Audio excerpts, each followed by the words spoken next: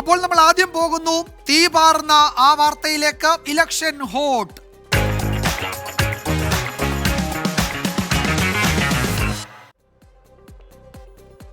തെരഞ്ഞെടുപ്പ് രംഗം ഇങ്ങനെ മാറി മാറി മറിയുകയാണ്. കേരളത്തിൽ പ്രചാരണ വിഷയങ്ങളും അതിനൊപ്പം മാറുന്നു. കൊണ്ടും കൊടുത്തും പ്രചാരണ രംഗം കൊഴുപ്പിക്കുകയാണ് നേതാക്കൾ. വന്യജീവി ആക്രമണവും പൂക്കോട് വെറ്റിനറി കോളേജിലെ സിദ്ധാർത്ഥന്റെ മരണവും സംസ്ഥാനത്തെ സാമ്പത്തിക പ്രതിസന്ധിയും ഒക്കെയാണ് പ്രധാന ചർച്ചാ വിഷയങ്ങളാകുന്നത് ഈ ദിവസങ്ങളിൽ. മണിപ്പൂരിലെ കലാപം, CAA, വിവിധ നേതാക്കൾ ഇതൊക്കെ ഉന്നയിച്ച് പ്രചാരണ വേദികൾ സമ്പന്നമാക്കുന്നുണ്ട്, കൊഴുപ്പിക്കുന്നുണ്ട്. കേരള 2020 രാഷ്ട്രീയ ലീഗിന് ഇനി ഒരു മാസം. 20 മണ്ഡലങ്ങളിലും കൊണ്ടുപിടിച്ച പ്രചാരണത്തിൽ നേതാക്കൾ. ആരു വാഴും ആരു വീഴും. തെരഞ്ഞെടുപ്പ് പ്രഖ്യാപിക്കും മുമ്പേ വിഷയങ്ങളും അനവധി.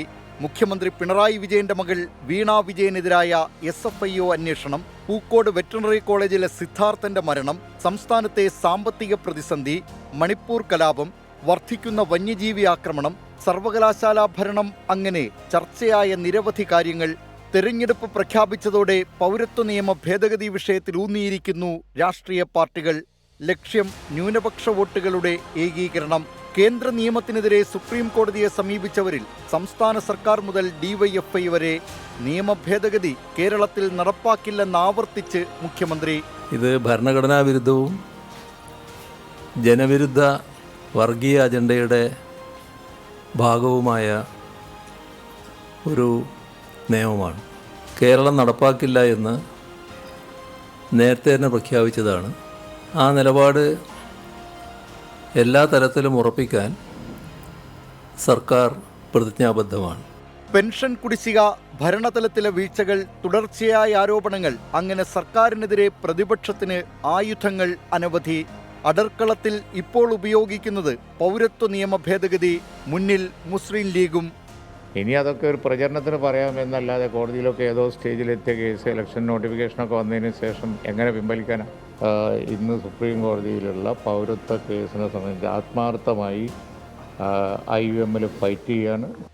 2019 BJP സുവർണാവസരമായി കണ്ടത് ശബരിമലയെ. അന്നത് വോട്ടാക്കി മാറ്റിയത് കോൺഗ്രസും.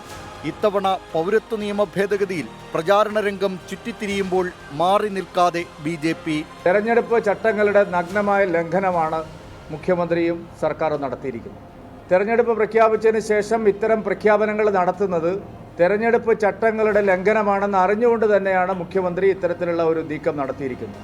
വോട്ടെടുപ്പിന് ഇനിയുമുണ്ടൊരു മാസം. വിഷയങ്ങൾ മാറി വരാം. രാജ്യാന്തര വിഷയങ്ങൾ മുതൽ പ്രാദേശിക കാര്യങ്ങൾ വരെ ചർച്ച ചെയ്യുകയാണ് രാഷ്ട്രീയ കേരളം. Election desk 24. ലോകത്തെവിടെയായാലും ഏത് സമയത്തും 24 വാർത്തകളും ഓഗ്മെന്റഡ് റിയാലിറ്റി പാക്കേജുകളും എക്സ്പ്ലെയിനറുകളും വിശദമായി കാണാൻ ഞങ്ങളുടെ YouTube ചാനൽ നിങ്ങൾക്ക് സബ്സ്ക്രൈബ് ചെയ്യാം.